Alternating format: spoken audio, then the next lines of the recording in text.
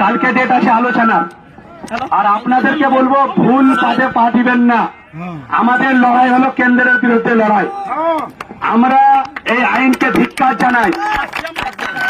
আর মুসলমান ভাইরা এক হবেন। কেন এক হবেন? যদি নিজের স্বার্থের জন্য, নিজের বাপের গোরস্থানের লেগে, নিজের মসজিদের লেগে।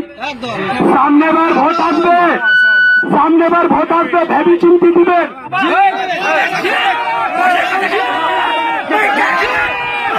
মুসলমানরা এক হবে।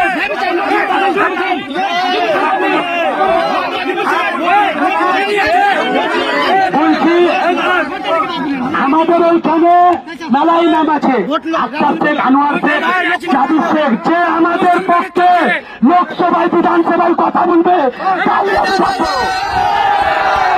আমাদের মহজুদ চলে যাবে, মাদ্রাসা চলে যাবে, গোরস্থান চলে যাবে। তারা কিছু